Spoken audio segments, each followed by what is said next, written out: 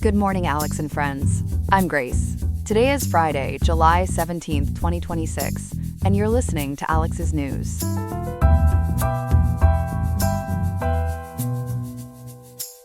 The weather in Riverside will reach a high of 87.7 degrees today, with a low of 69.3, making for a warm Friday in the city. We have a significant lineup of news to cover in this episode. We will take a close look at Donald Trump's strategy regarding the reconstruction of his tariff wall. We are also examining the specific reasons behind the Trump administration's decision to reinstate the public charge rule. Beyond those major headlines, we have a variety of other stories to keep you informed on the latest developments across the country and around the globe. All of this and more on Alex's News. Stay tuned.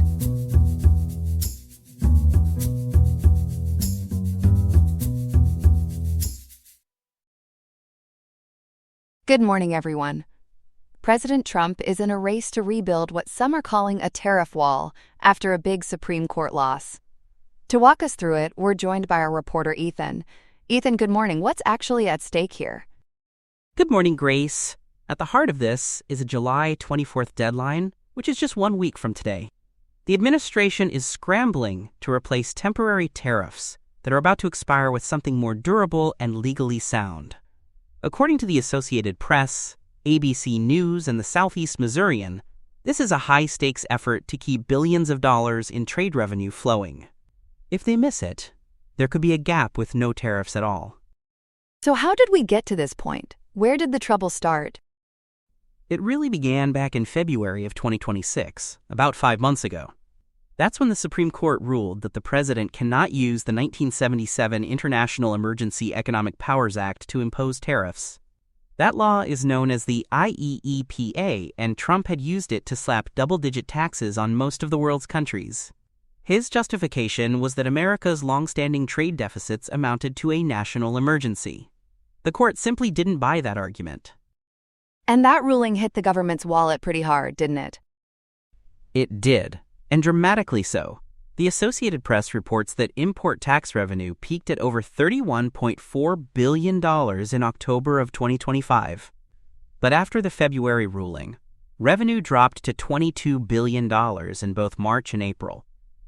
What made it worse is that the administration had to issue refunds to importers who'd already paid. That turned a revenue stream into an actual drain. Refunds? So the government was losing money, not just collecting less. Exactly right. Because of those refunds, the Treasury suffered a $42 million shortfall in May. And then in June, it got far worse, with a staggering $25.6 billion loss. So you can see why there's such urgency here. This isn't just about policy anymore. It's about a real hole in the federal budget. So what did the administration do first to try to fix this? Right after the Supreme Court decision, they turned to a different law, Section 122 of the Trade Act of 1974. That let them impose global 10% tariffs. The problem is that Section 122 only authorizes tariffs for 150 days. That's why everything expires on July 24th, which brings us right back to that looming deadline. Couldn't Congress just step in and extend those tariffs? In theory, yes, Congress could extend them. But the Associated Press notes that lawmakers are very unlikely to do that. Remember, there's real voter discontent over the high cost of living right now. And with the November 3rd midterm elections coming up, few politicians want to be seen keeping tariffs that raise prices. So the administration can't count on any help from Capitol Hill. If Congress is out, what's the backup plan? President Trump and Treasury Secretary Scott Bessent are now transitioning to Section 301 of that same 1974 trade law. This authority lets the president impose sanctions and tariffs on countries with trade practices deemed unreasonable, discriminatory, or unjustifiable. It's a meaningfully different tool than the IEEPA. Instead of acting on a whim, Section 301 requires a formal process, and that changes the whole timeline. What does that formal process actually involve? It means collecting public comments and holding hearings before anything takes effect. That makes it slower, but also more defensible in court. Once these tariffs are in place, they expire after 4 years, though they can be renewed. So it's a sturdier, more rule-bound approach than what the Supreme Court struck down earlier this year. You mentioned investigations. What exactly is the administration looking into? There are two major Section 301 investigations underway. The first is a forced labor probe, and it's sweeping. It targets 60 countries, which together account for 99% of all U.S. imports. The accusation is that these countries are failing to crack down on goods produced by forced labor. It's a very broad net. 60 countries is enormous. What kind of tariffs are they proposing there? U.S. Trade Representative Jamieson Greer proposed tariffs of 12.5% on 44 countries and 10% on 16 countries. As of July 16th, which was just yesterday, Greer's office was still receiving public comments. Nathaniel Halverson, a partner at Baker McKenzie, expects these to be finalized in time. He wants little to no, quote, daylight, end quote, between the expiration of the Section 122 tariffs and the start of the new Section 301 tariffs. So they're really trying to make a seamless handoff. What's the second investigation about? The second probe focuses on overproduction. It's examining whether 16 trading partners, including China, Japan, and the European Union, are overproducing goods. The concern is that flooding the market drives down worldwide prices and puts American manufacturers at a disadvantage. Trade lawyer Ryan Majoris of King & Spalding expects more substantial tariffs to come out of this case in a month or two. And notably, he thinks they'll likely be timed to take effect after the November 3rd midterms. After the midterms. That timing feels deliberate, doesn't it? It certainly seems that way, given the political sensitivity around prices. And beyond these two big investigations, the administration has already taken some targeted action. Late last Wednesday, President Trump announced 25% tariffs on certain Brazilian imports. He cited unfair trade practices by Brazil, which is the world's 11th largest economy. So this is moving on multiple fronts at once. How are businesses reacting to all of this shifting ground? There's a real climate of uncertainty. Sarah Bianchi, chief strategist at Evercore ISI, said the move toward the rule-bound Section 301 process does reduce some uncertainty compared to the IEEPA approach. But she was clear that it doesn't eliminate it. Companies still don't know exactly which tariffs will stick or how high they'll go. That makes planning very difficult. Is there any concern this new strategy could run into legal trouble too? Yes, and this is an important point Bianchi raised. She warned that these new investigations may be a, quote, pretext, end quote, to bring back the universal worldwide import taxes Trump imposed in 2025. Her reasoning is that no president has ever used Section 301 to implement, essentially, universal tariffs. Because it would be unprecedented, she suggested these measures may be legally vulnerable and likely to face court challenges. So we could see this whole fight end up back before the judges. So not everyone thinks this will go smoothly. Is there a more optimistic view? There is. Ryan Majoris, that trade lawyer from King & Spalding, is confident the administration will pull it off. He expects them to successfully swap out the expiring levies, and he believes they'll, quote, raise the tariff wall again, end quote, by the July 24th deadline. So among the experts, there's a genuine split between those who see legal danger and those who see a smooth transition. So the next week could really decide which of them is right. Exactly. With the deadline just 7 days away, we'll know very soon whether the administration can close that gap without any daylight. If they succeed, the tariff wall stays up with a firmer legal footing. If they stumble, they risk another costly revenue drop and possibly fresh court battles. Either way, businesses and consumers will be watching closely. Fascinating stuff, and a story with real consequences for prices in the months ahead. Ethan, thank you so much for breaking it all down for us. My pleasure, Grace. Happy to be here. Welcome back. Our next story tonight is about a major shift in immigration policy. The Trump administration is reviving something called the public charge rule. Here to explain it is our reporter, Chloe. Chloe, good morning. Good morning, Grace. Yes, this is a policy that could deny green cards to immigrants who use public benefits. According to reports from ABC News, the Texas Tribune, and the Bangor Daily News, citing the Associated Press, the rule appeared in the Federal Register on Thursday, July 16th. That was just yesterday. It's scheduled for formal publication on July 20th, and it takes effect on September 18th, 2026. So the public charge rule. In plain terms, what does it actually require? At its core, it requires anyone applying for a green card or legal status to prove they won't become a burden to the United States. Now, federal law already says applicants must show they won't become a public charge. But the Trump administration's revived version broadens the grounds for disqualification. So it's not brand new in concept, Grace, it's more that the door for saying no just got a lot wider. Broadens it how? What's different this time around? This is the part that has a lot of people uneasy. According to the Texas Tribune, the 2026 version doesn't specifically name or describe the benefits and programs that could trigger a disqualification. Instead, the rule gives immigration officers the authority to make what it calls individualized, fact-specific public charge inadmissible determinations. Those decisions rest on the totality of the alien's circumstances, using the good judgment and discretion of the officers. So the officers themselves decide. That sounds like a lot of leeway. It is, and that's exactly the concern for critics. Because there's no clear list written into the rule, applicants don't really know what will count against them. That said, reports indicate benefits like Medicaid, food stamps, which is SNAP, and housing vouchers could all be factors in these determinations. So the uncertainty itself becomes part of the story, because people can't easily plan around a rule that isn't spelled out. Is this the first time we've seen this policy? Or has it been around before? It's been around before, and that history matters. This policy was first promoted in 2018 and then implemented in February of 2020. But the Biden administration later reversed it. So what we're watching now is really a revival.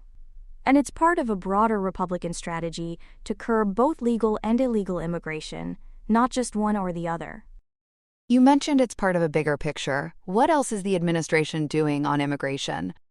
The administration has also increased its focus on deportations and enforcement. That's happening at borders, at entry points, and within cities. And notably, reports say it's specifically targeting legal immigrants and mixed-status families. Those are families with foreign national parents and U.S.-born children. So the public charge rule fits into a much wider enforcement push, Grace, and that's why advocates see the pieces as connected. Let's hear from the administration. How are they defending this? U.S. Citizenship and Immigration Services, or USCIS, defended the move in a post on X. The agency said it's reaffirming the requirement of self-reliance and protecting public resources. It framed the rule as ending policies that encourage dependency on, quote, hard-working American taxpayers, end quote. And it said the goal is to restore the principle that immigrants must be able to support themselves. So their argument is essentially about self-sufficiency and safeguarding taxpayer money. And on the other side, the critics. How strong is the pushback? It's sharp, and it's coming from immigrant rights advocates and public health experts alike. Adriana Cadena, executive director of the Protecting Immigrant Families Coalition, called the regulation a, quote, direct assault on immigrant families, end quote. She said it threatens the nation's economic and health security, and she alleged the administration is basing decisions on politics and bias. So the language from advocates is really pointed here. Are other groups saying the same thing? Yes, and some go even further. Sarah Krieger of the National Immigration Law Center argued the rule is deeply harmful and violates the law. She said it's designed to reshape America into a country where only the, quote, white and ultra-wealthy, end quote, are welcome. That's a striking claim, Grace. It shows just how high the stakes feel for the organizations fighting this. You mentioned public health experts, too. What's their specific worry? Their concern centers on what critics and NGOs call a chilling effect. The idea is that the policy sows fear and confusion, even among people it may not directly affect. So immigrants and their U.S.-born relatives start avoiding essential services. We're talking about medical care, grocery shopping, even filing taxes, all out of fear they'll jeopardize their legal status. And public health experts warn that this kind of avoidance leads to worse health outcomes down the road. That's a ripple effect well beyond the applicants themselves. Do we have any numbers on how many people could be affected? We do, and the projection is large. Minot Health estimated the policy could deter as many as 26 million people from seeking healthcare, food, or housing aid. And here's the part that surprised me, Grace. They estimated about half of those individuals are actually U.S. citizens. Those are primarily children or adults living in mixed-status families. So a policy aimed at immigrants could end up scaring off millions of citizens, too. That's a big gap between fear and reality, isn't it? What does the data say about actual disqualifications? That's really the crux of it. Despite the widespread fear, some data suggests the actual number of disqualifications may be limited. A 2020 study from the Migration Policy Institute estimated that no more than 167,000 people could be deemed ineligible for a green card based on their use of listed benefits. And that's less than 1% of the 22.1 million non-citizens in the U.S. at the time. So the direct impact may be far smaller than the anxiety it creates. So the number of people actually turned down could be quite small. Right. And for a little more context, the Census Bureau reported there were 22.8 million non-citizens living in the U.S. in 2023. Experts also point out something important. The majority of people currently receiving government benefits are already legal residents.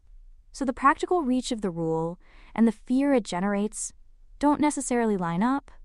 And that tension is really at the heart of this debate. Let's circle back to the timeline. When does all this actually kick in? So walking through the dates again. The rule appeared in the Federal Register on Thursday, July 16th, which was yesterday. Formal publication is set for July 20th, so just a few days from now. And the effective date is September 18th, 2026. That gives families and advocates about 2 months to prepare, or in many cases, to worry, before it's officially in force. And in that window, what should families be watching for? The big question is how those individualized determinations will actually play out once officers start applying them. Because the rule leaves so much to discretion, a lot may depend on how it's interpreted case by case. Advocacy groups like the Protecting Immigrant Families Coalition and the National Immigration Law Center are likely to challenge it, given they've already said it violates the law. So we could see legal action, and that could shape whether the September 18th date holds. It sounds like this story is far from settled. That's exactly right. We've been here before, remember, with the 2018 promotion and the February 2020 implementation, followed by the Biden reversal. So this policy has swung back and forth with each administration. What's different now is the discretion given to officers and the sheer size of the population that could be scared away, according to those Minot Health estimates. It's a policy whose real weight may come less from the rule itself and more from the fear surrounding it. A lot to keep an eye on in the weeks ahead. Chloe, thank you so much for breaking all of this down for us. Happy to, Grace. We'll keep following it as we head toward that September 18th effective date. That's Chloe with the latest on the revived public charge rule. We'll be right back after this. Here are some other headlines. Starting in Ukraine, where the political atmosphere is feeling a bit explosive, President Volodymyr Zelensky has fired Defense Minister Mikhailo Fedorov after only 6 months on the job. It seems there was a clash of wills, as Zelensky cited friction between Fedorov and General Oleksandr Syrsky. Fedorov, only 35 years old, was a real chip off the old block when it came to modernizing the military, boosting drone tech and fighting corruption, though he claims General Syrsky was the one blocking his path to progress.